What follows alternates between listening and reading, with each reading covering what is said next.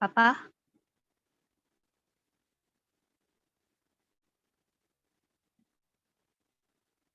thank Started. Jesus. My mic was mute. Sorry. Thank you, Abba Father. Thank you, Jesus. Thank you, Holy Spirit. Yes, Lord, all to you we surrender, Lord. And we thank you once again for this new day. Thank you, Lord, that through your own example, you're teaching us so beautifully why we need to pray and how we need to pray. Today we are going to learn how Jesus, he shared such a precious relationship with his Father, and he never did anything without first hearing from his Father. That's why he always says, "My Father is always at work."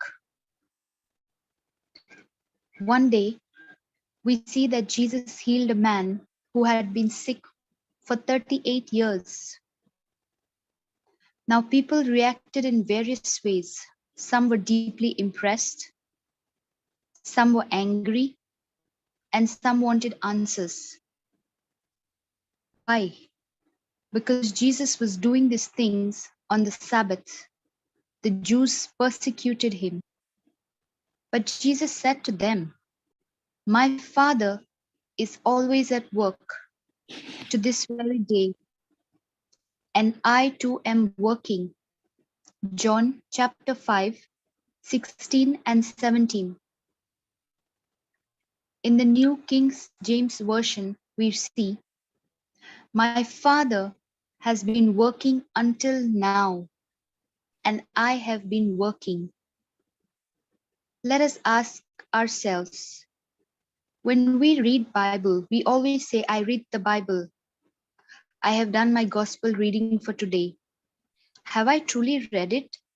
Am I ready to do what Jesus did? Just as he did what his Father was telling him when he was in prayer with his Father? Or do we read and then we forget what we have read even before the hour has finished?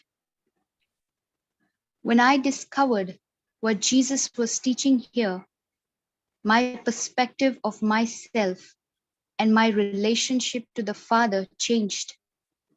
In effect, Christ was saying to those who questioned about the healing, "I spent time with my Father this morning. I already had my whole day worked out for me because I had fellowship with the one who made days." Wow. How many of us can say the same thing? That I did this because I already had a fellowship with my Father in the morning, and he told me that this is the plan for today. My Father has already healed the people I'm touching. This healing is merely the result of my knowing what my Father is doing. I'm just manifesting it. Thank you, Jesus. My Father works, therefore I work. Friends, this is such a beautiful, beautiful, beautiful secret. When I spend time in prayer with my Father, with my Heavenly Father, with Jesus, I know and I know what has to be done for the day, because it is He who gives me the wisdom, the understanding. Praise God. What we do should manifest what God the Father has already done. I tell you the truth. The Son can do nothing by himself. He can do only what he sees his Father doing, because whatever the Father does, the Son also does. For the Father loves the Son and shows him all he does. John 5, verse 19 and 20. As we make a prayer now, let us also ask Jesus to come into the same fellowship as he had with his Father, so that as we come in prayer every day, we too discern, we too understand what the Father has planned for us for the day. and we do not waste our time on useless things here and there. Father, help me to realize that I can do nothing by myself and that I need to seek your will and your purpose in prayer each day. Show me what you want me to do today and guide me in the way that I should do it. I pray, Father, that I'm very sensitive to your voice and not the voices of the world that are around me. In Jesus' name, I pray. Amen. Friends, let's ponder on this thought. Jesus' ministry was to manifest the desires and the works of the Father. Jesus' ministry was to manifest the desires and the works of the Father. What is your ministry all about?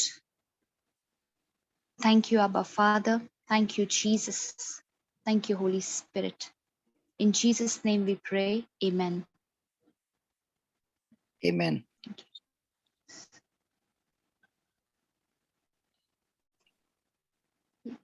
Praise God.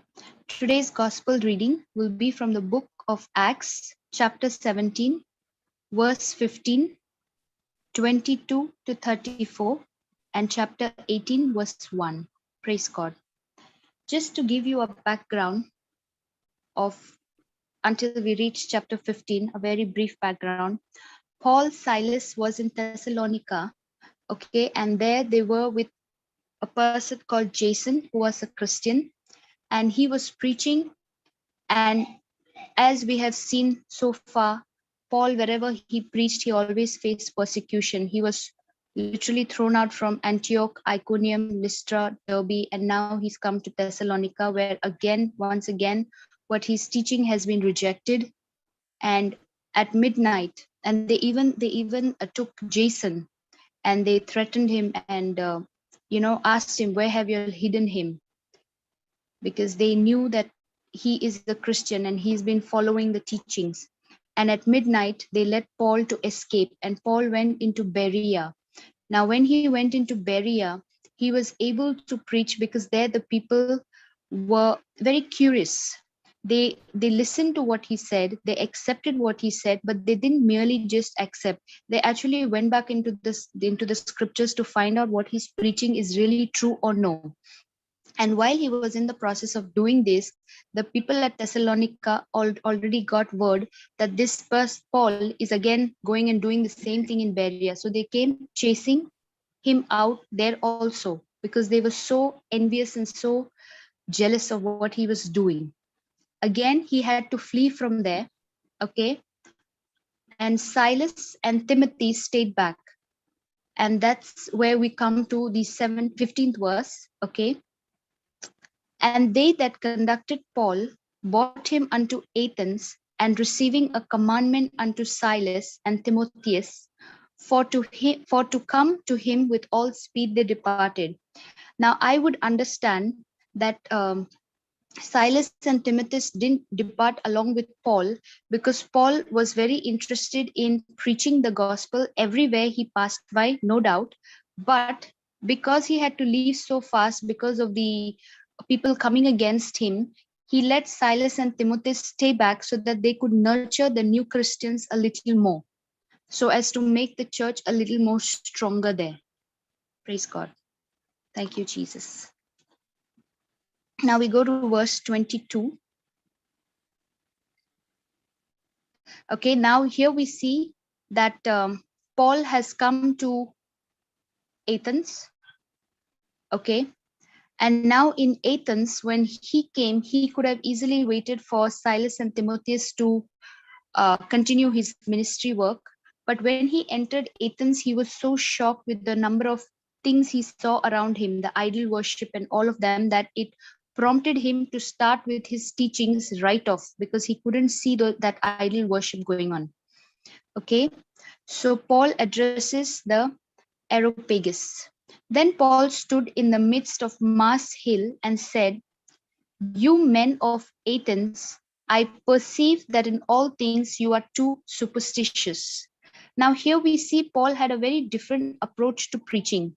He did not directly start off with some scriptures or something like that. And in one of the translations, it says, superstitious is like too religious, extreme religious. Like they will be, like they will, my understanding was that they have a god for fire, they have a god for light, they have a lot of idol worship. So they are very, very religious people. Like in today's day, God how we fearing, would say, God yeah, God fearing. fearing. Yeah. For So they did everything, what, they make it as a God. Yeah. yes, yes. So like in today, in our understanding of today is like we have to light so many candles, or we have to do fasting, or we have to, like this. We do it because out of fear, which is on the negative, not because we love God. Praise God. So this is what he started off with, because he wanted to acknowledge what they already had and not merely put them down, because he was in a completely different zone where they did not know anything about Jesus, nothing. So he had to introduce in a very friendly fashion, where he had to first acknowledge what they had, goodness. Okay, so he said, "You all are very religious, very God fearing, but in a very different manner. For as I passed by and beheld your devotions, I found an altar with this inscription, to the unknown God, whom therefore you ignorantly worship, him declare I unto you." Now, if you see in their point of view, for them it was like, okay, there is an unknown God, and he also is talking about an unknown God. Now they still don't know about Christ, so he can gradually introduce this unknown God to them. So they did not have anything, and they were very curious people, as in to say they like to learn more about new philosophies, new teachings, new this, very, very general. They did not have a specific belief. Whatever was new excited them. Okay, that's why we have a lot of well-known Greek philosophers with a lot of theories about different things of how creation came and all of those things. And similarly, it is believed, okay, that there is a story about a person called Epimendis, who during that time there was a plague, and because of their wrong belief, they used to just let sheep go out in the open, and wherever the sheep stopped at a temple or a place, they would slaughter it as a worship to that particular god. And if the sheep hadn't stopped between any of the temples, like somewhere in between, it would be called offering to an unknown god. And that's one of the ways they say that this term came about, being the unknown god. Praise God. Thank you, Jesus. So this gave Paul an added advantage, that they too did not have a name for this unknown God. Next, God that made the world and all things therein, seeing that he is Lord of heaven and earth, dwelleth not in temples made with hand. Now, here we see that he's saying, if God has made the world and all things therein, then how can you restrict God to man made temples, man made things of the earth? How can you do that? How can the creation create something for the creator? That is not possible. It contradicts the very understanding of who God is. Neither is worshipped with men's hands as though he needed anything, seeing he giveth to all life and breath and all things. So he doesn't need anything from man, because he is the one who's giving life to all creation. So how is it possible that the creation can create gods? That is the idols that they were worshipping. He's trying to make them see logically, because we have to remember that they were people who were great philosophers and they liked logic and all of those things. Okay, and anything new, any theory new fascinated them. They were not interested in the truth. They were just interested in new theories, basically. And has made one of blood all nations of men for to dwell on all face of the earth, and has determined the times before appointed and the bounds of their habitation, and has made of one blood all nations. That means all of us, from the time that the creation started, goes back to Adam and Eve. No one is separated. We have the same origin. No matter what the skin color, no matter what the features, it all goes back to the same bloodline. God has fashioned all our hearts alike, and God has created us in his image and likeness. For in him we live and move. No, I missed one, right? That Yeah, they they should that seek should the see. Lord. Yeah, that they should seek the Lord, if happily they might feel after him and find him, though he be not far from every one of us. Now, here, that they might feel after him, it's like we will get a very vague picture of some person running after another person blind. We cannot see God, right? So we are just blindly running after some figure. Now, however, in reality, God is not the one who's lost, okay? It is us who is lost, because even the Bible says, repent, for the kingdom of heaven is near. So, what is repentance? Renewing our mind, going from our lower thinking to a higher thinking, which these people couldn't, in effect, do because they didn't know the truth. So, they couldn't change their thinking, and they thought that God was lost and we are searching for him. So everything they would do would be just as a thesis, just as a theory, just as a philosophy. For in him we live and move and have our being. As certain also of your own poets have said, for we are also his offspring. For as much then as we are the offspring of God, we ought not to think that the Godhead is like unto gold or silver or stone, graven by art and man's device. Now, Paul uses a very good logic here, actually. He quotes two poets, but not their words, but the Bible words, okay? Because this is the way to bridge, to create a bridge between their pagan belief and what the word of God says. He says that even your poets have said that you cannot liken the Godhead to gold, silver, stone, graven, and all of those artwork that you'll have displayed all over the city. Because Athens was very beautiful place when he entered. He saw a lot of art culture, but then he was so disheartened when he saw the pagan worship, the idol worship. He says your own poets have mentioned that. And the times of this ignorance God winked at, but now commanded all men everywhere to repent. There was a time when God overlooked all of this. But now, after the crucifixion, after Jesus Christ came, everything is done. Now God is telling us to repent, because the day of judgment will be coming soon, because he has appointed a day in which he will judge the world in righteousness by that man whom he hath ordained, whereof he had given the assurance unto all men, in that he raised him from the dead. Can you see, even though Paul started with something that was common to them, that was logical to them, he didn't miss out on bringing Jesus into his preaching, which is the main essence of his preaching. You cannot leave Christ out of the preaching. He eventually said that this is the one whom the Lord has chosen, and he is the one who is appointed, who will come to judge. And that's why we need to repent. That's why we need to turn back and worship only the true one God. Sister, can you move up, please? Sister? Thank you, Jesus. Shantala, Thank you, Jesus.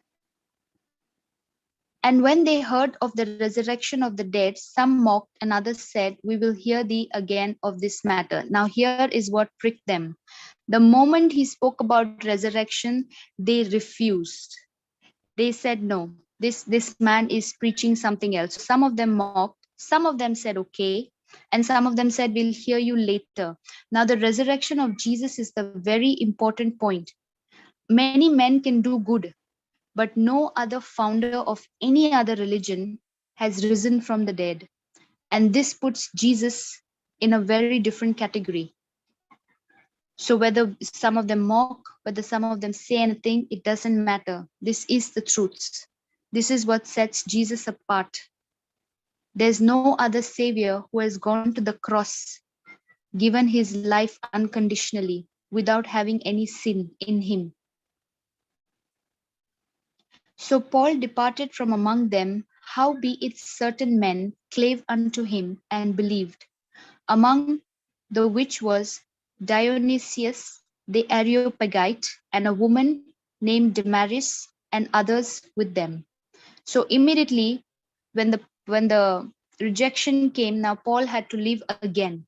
So we see that no matter what Paul did, okay, he never missed out on speaking about Jesus. And even today, you and I should do the same. You will face people who will not accept what you teach them, what you tell them, but don't deviate from the truth. The truth is the truth. And it is only the truth that can set us free. Papa, you want to add, please? Yeah, let's start with Yes. 23. What we see Yes. is about Paul using every possible way to introduce Jesus. So, what was said was right, very right. He did not put them down, but for them, having so many gods, he is introducing one more God. Okay, but then introducing that one more God is showing how this God is different from every other God. You see, because they were Yes. worshipping an unknown God which they did not know. And he's saying, I've come to introduce to you that same God which you say is unknown to you, but known now. Praise God. Yes. Praise So, God. so also when we are ministering to people, we don't put them down in their faith, but we very slowly and beautifully introduce Jesus and say, what is so special about Jesus than every other God?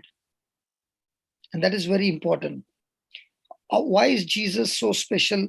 Why is Jesus uh, so merciful, so compassionate? Why is Jesus coming and taking your punishment? He's come as man, taken your place on the cross, died for you, and through him, he has opened the door for you to make it to heaven. He has given you the gift of righteousness. So he's talking, introducing to them that you are very religious. But I've come to tell you that you're missing out something very, very special. And through this, you will experience heaven, you will experience the true God, because this God not does not live in buildings, he lives in a person. Wow. Praise God. So Yes. this God, Jesus, when you accept him, okay, and what he has done for you, this God will come and dwell in you. So God that made the worlds and all things therein, seeing that he is Lord of heaven and earth, he does not dwell in temples made with hands. So now you have another God, unknown God, who is a creator, and he loves you so much that for every wrong thing that you have done, for which every religion says there is a consequences for that. So this God has taken away your consequences on himself, and he has released you from all punishment, and he has given you the freedom. And now the same God wants you to understand that you don't have to worship him in some temple or anywhere. You can worship him right inside of you, because he comes and dwells inside of you. Praise God. Praise God. So the deception that is going on in your mind, he is helping them to believe that this God comes and dwells in your heart. He's a divine God. And God reveals this truth to every person. And if we are his offspring, praise God, then you don't have to make an idol out of wood and stone. because you are his offspring. He is your creator. Praise God. You don't compare him Yes. with animals and birds and creation. You can't worship those creation as God. And as long as Paul was speaking all these things, they listened without any interruption because they could see what Paul was saying, that that one true God was a creator, and you cannot compare him to an idol. And and you see that as they listened to this point, they were not they were very very very attentively hearing all that he said. And then he comes around and says about, through the blood, through him, we are all having one blood. Praise God. And therefore Praise God. we are one. There is no discrimination. And when you seek him with all your heart, you will find him. He looks to be far, but he's not far from every one of us. Is actually very very close to each one of us. For it is in him we live, move, and have our being. It is just so. If I say it is in him we live and move and have our being, we have all experienced something that let me share with you so that you understand what it is all about. We have all stayed in a mother's womb for 9 months, and we have stayed there in the womb underwater, and everything that we got was from the umbilical cord, the breathing, the food, everything. And we began to grow inside a mother's womb for 9 months. And if somebody had to ask you there, where is mother? You would say, I don't know mother, because I don't know. All I can see is a swimming pool, and all that I'm doing is staying here, and all I'm getting food, everything over here. And that's my life, that's my world. But actually speaking, you were in the womb of your mother. And you were there for 9 months. And after 9 months, you came out of the womb. Now, what you experienced in the womb those 9 months, you don't experience anything of that when you come on earth. In the same way, Jesus, who came from heaven to share with us the truth of the heavenly kingdom, he says that he does the work of his Father. He speaks the things of his Father. And Jesus lived that life over here to share with us the real kingdom of heaven, which is available to us, which you cannot see with your eyes. But the moment you accept Jesus and his teachings, the kingdom of heaven is right inside of you. God lives inside of you, and he makes you a new creation by his resurrection power. You are born again, and now you have God speaking to you, empowering you, anointing you, uh, serving you, everything from inside you. And that will happen when you are sensitive to the Holy Spirit. And as he's speaking, again there is a commotion, again there is a opposition, again there is rejection. But everywhere he went, there was one thing that happened is there was not 100% rejection. There were some whom the Spirit of God moved in that region, some locals over there, and they accepted the Lord. There it was Lydia, here it is Damaris. So we see everywhere Paul went, not everybody rejected. Some of them received. And whosoever received, from there the seed was planted, and from there the gospel began to spread. So we should not be disheartened when we share the gospel, even if everybody is not listening and there is rejection and there is opposition and all that. But remember, the seed that you have planted will not go waste. It will not go waste. that seed will grow, and the Spirit of God will make that seed grow into a forest. And from that person, the Spirit will spread to others. The gospel is the true vine. And as you know, the vine is not a tree, it's a creeper. It spreads in all direction. So wherever you plant, it's a creeper, it will go on spreading in all direction and it cannot be stopped. Praise God. Hallelujah. And we are the branches, and we too carry the gospel and go to different places and share the gospel. So let us use this moment.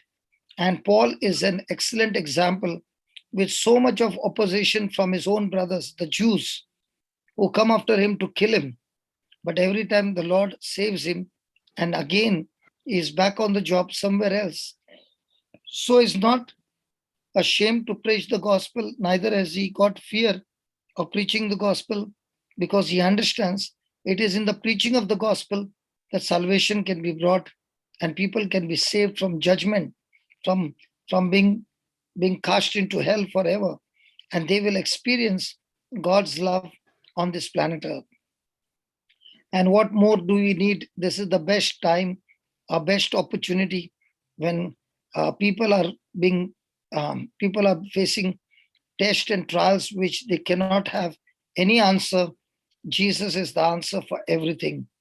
So let us go and share Jesus in a very simple way and give them a few scriptures, and let us ask them to repeat the scriptures. And by repeating the scriptures, that seed begins to grow. And now the Holy Spirit will take over and lead them to some teachings, lead them to some preachings. God will introduce himself to them, and their relationship with the Lord begins to eternity. What do you say, Kiyomi? Yes, Papa. Huh? Praise God. Yes, exactly. Isn't that wonderful? That what we plant seeds grow into a forest. When I came to Kuwait, I did not know anybody. I knew only Joe.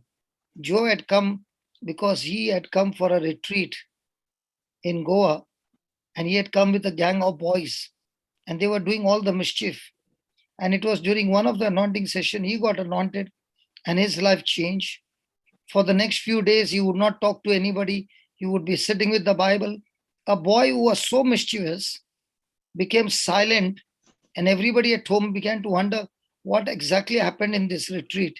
He would not talk to anybody. He would be sitting in a room, crying and studying the word, crying and studying the word.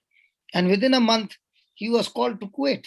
And he came to Kuwait and he began to share with another brother. And that brother introduced him to Paul and Cynthia. And then it started that he called me, can you come to Kuwait? And I came to Kuwait. I got connected to Paul and Cynthia. And then it started from a small group. It started spreading. And today I can see so many people in Kuwait got blessed. Are you understanding what I'm saying? And that's where I met you, Kiyomi. Yes, Papa. And that place of Sister Cynthia and Paul became like the early church, people coming to their house, strangers coming there, listening to the word. The lunch was served, the tea was served, everything was served, food was served, everything was free. It was all out of love. And what seeds were planted have now become into big forest. Kiyomi, you are a baby from there only, no? Yes, praise God. Yes. So you see, so when I think about Paul, I'm just thinking every journey that you go, there will be not everywhere you will be accepted, you will be rejected. People from within the church, your own brothers will come after you to stop you. Praise God. Correct. But praise God. That doesn't discourage you. But by the time you have planted the seeds, you have gone back. But now the ministry still continues. Yes. That's where I met Rainer and Nisha, who delivered a baby of only 620 pounds, 5.5 month old baby, not even 9 months pregnancy.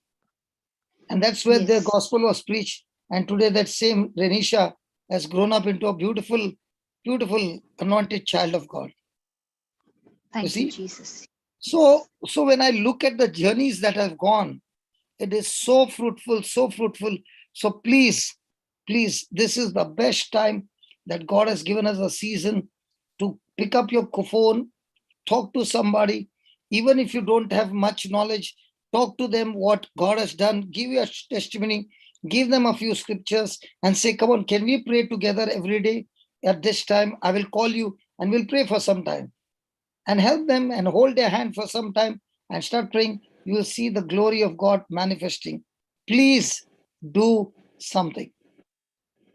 So let us pray now that the Lord inspire everybody to get out of our comfort zone and reach out to the people, and that we begin to minister. So let's unmute and let's pray in tongues for the next 30 minutes.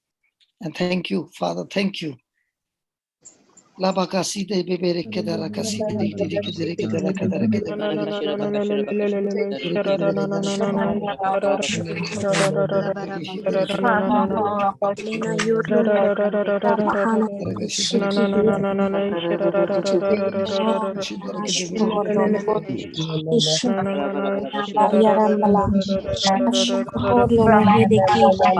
get unmute.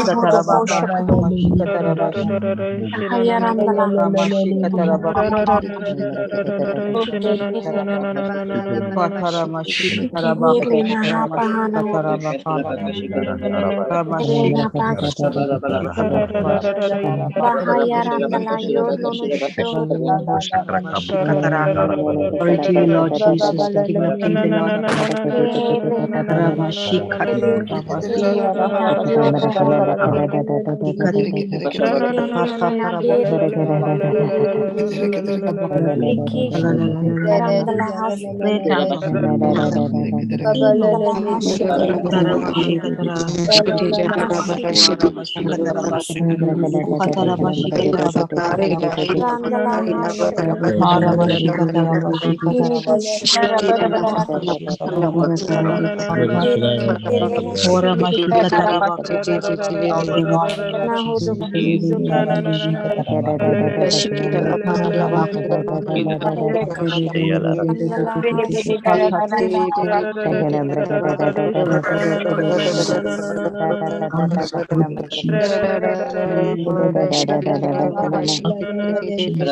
Release from hospitals all lives.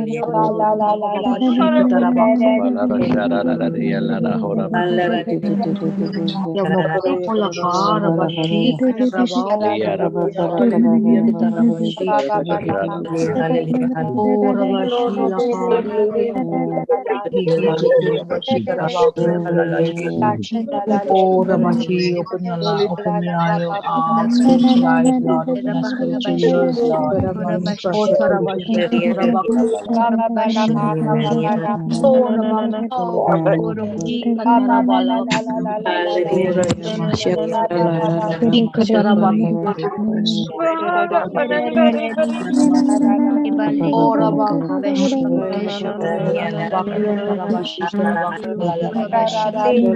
Kota tatarabashi katarabashi katarabashi katarabashi lalakata katarabaha palala katarabashi kata sukata tatarabashi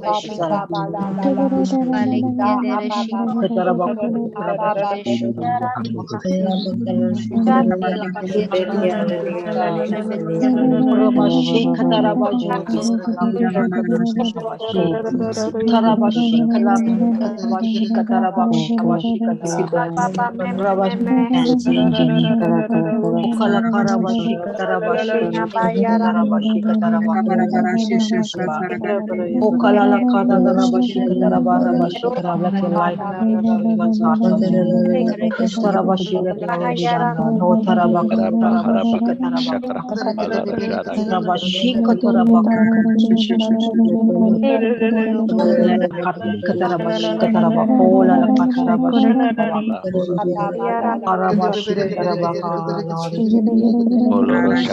Let everybody attending this meeting, Lord,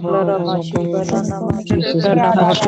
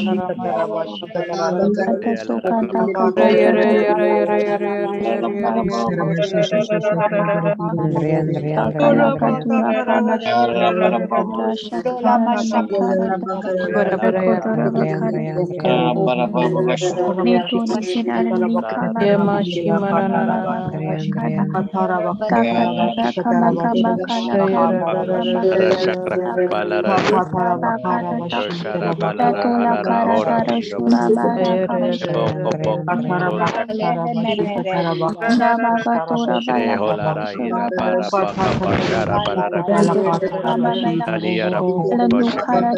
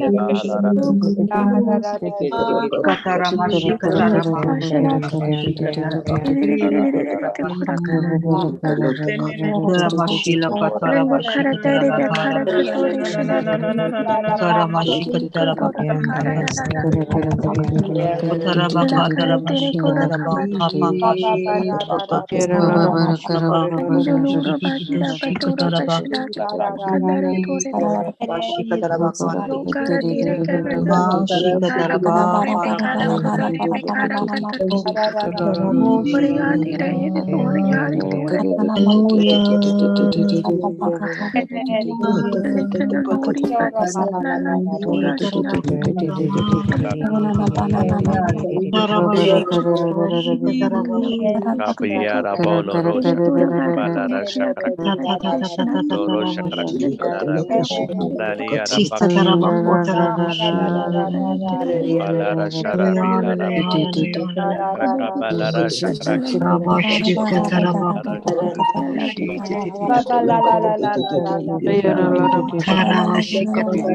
ahora balara shakra shara balara halara bi laliara boshakara loro shakra kabi shara balara bebo raka shara balara halara bi reke ke raka balara shara bilara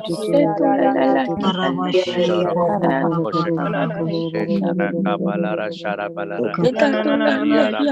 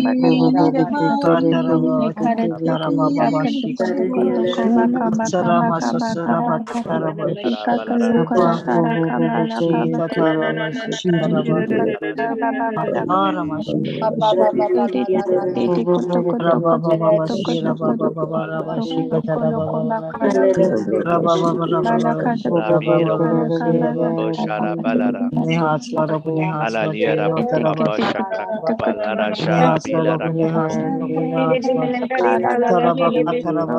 laliera papelere hora hira bakolo shara balara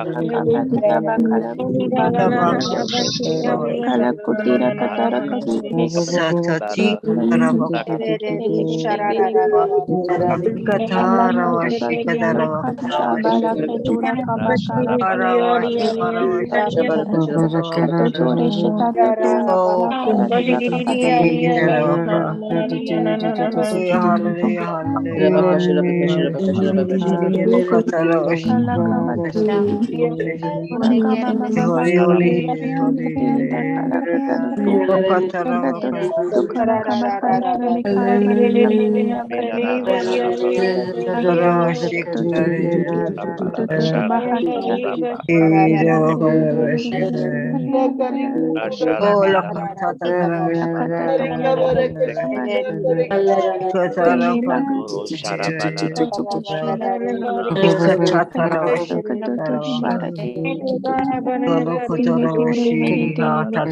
Rabaka Katara Vashikadara Impossibility, Lord, nothing is impossible for you, Lord Jesus. Save the world, Lord Jesus. Out there, Lord Jesus. Touch everyone in this room, touch everyone, Lord.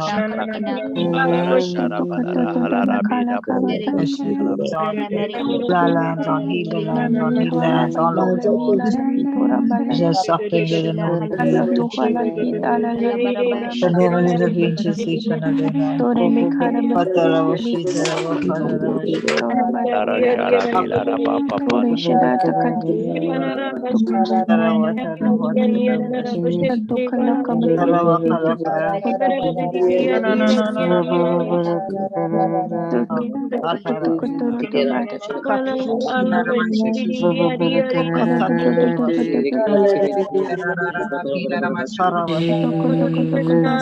Lara shara bilara papa pala lara halara bira Armor of protection. The Lord Jesus, balara Lord. shara bilara Ashika Tarabaki Tarabashika.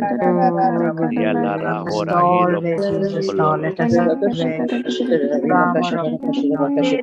shara bilara baka Katarabash, Katarabash, guru shakra kabalara shara bilara Katarabash, bakara Kataraba, lara shara bilara Kiti, Kiti, Kiti, Kiti, laliera Kiti, baka shakra Katarabaka, kabilara halara Katarabash, biro Katarabaka, Katarabaka, lara halara hora biro Aralia lara hora hira papa lara sharabi lara lara beko loro Apo, Raba, Maria rapa ro shakra Maslara Kataraba, lara Jaga, Galaga, pa sharabi lara shakra Katarabaka, kabar alia rapa Ika Kotarabash, aralia rapa kaba shakra rabi ko ro shakra lara sharabi lara halara beke